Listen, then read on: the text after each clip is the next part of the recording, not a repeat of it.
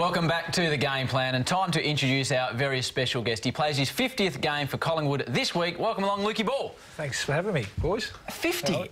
It seems to have gone very quickly, doesn't it? Yeah, it has. Yeah, it's actually Chris Dawes' 50th game this week, and I was chatting to him about it the other day, and he was looking forward to having his name up in lights on the banner, and I just quietly reminded him that it was my 50th of the club as well, so he'd be sharing it, which he wasn't too happy about. But yeah, any little milestone you can get along the way is obviously special.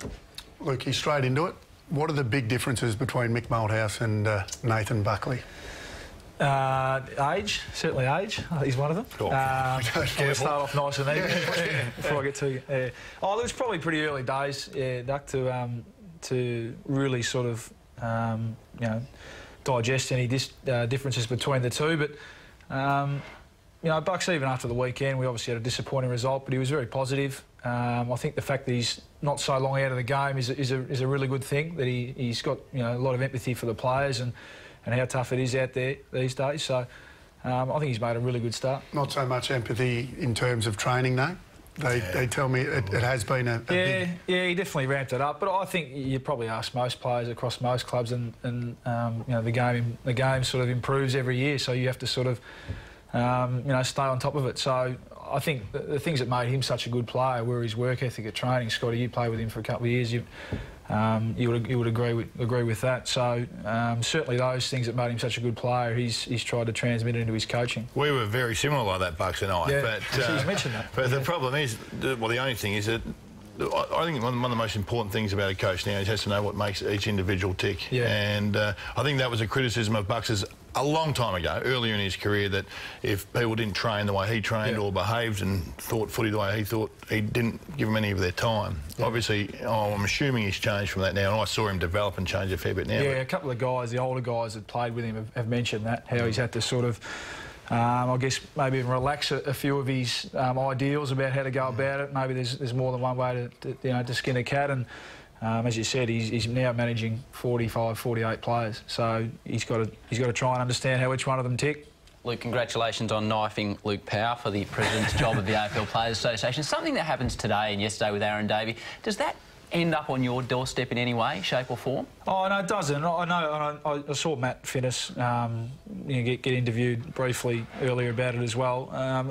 It doesn't really, although I guess you just feel for, you know, for a player who possibly gets, you know, wrongly accused of something like that, and you spoke about earlier how that's going to affect his preparation going into a game.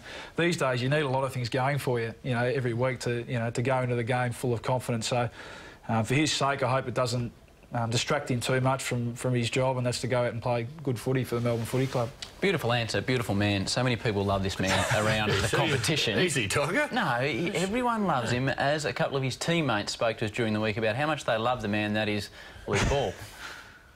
Look, Ballie's an absolute perfectionist in everything he does, but he can just be a little bit anal at times, Ballie. He's one of my great mates, and I love him dearly, but yeah, look, anyone that knows him well enough knows that that perfection almost borders on the obsessive compulsive. He's pretty squeaky clean, Luke. The only thing he has trouble with is paying bills, I suppose. That would be, he seems to go wandering a little bit when a cheque comes. Obsessive, compulsive and tight. Yeah. How do we deal with that? I'll let those slide. Those guys will get their own. But no, I mean, Joe was an old schoolmate, and obviously, you know, Roo was an old captain of mine. So, as I said, I won't bite at the moment, but I might just sort of bide my time. Being the bigger man, right? Yeah, Let's exactly. get straight. So good. What do you think of Duck's top five, Lukey? Well, what I would say is you wouldn't be a coach for quids these days, would you? I think, you know. What type of hours would Nathan put in week to week? Enormous. Yeah, he's certainly 9 to 5. Monday through to Friday, and then of course you know, the weekends where he's on show. So yeah, as I said, be a tough gig. I remember Lee Matthews saying when he was asked when he thought he was coaching the best, and he said it's when he had the best team of players around him. So and what a match this will be Saturday night. Lukey Ball will be right in the middle of it. It is the Collingwood Football Club. They're up against the Tigers, and you like this side, Duck. Yeah, I do. Look, I thought they were very good last week. You know, they hit the front in the last quarter, and for a side that's got the injuries, I thought they were very good, Luke. How did you feel you performed? Yeah, I think, the fact that, if Hawthorn are probably the best side at the moment, up and going, they're fit, and really firing. So when you look at it that way, we were right in the game, you know, right up until the last 5 minutes.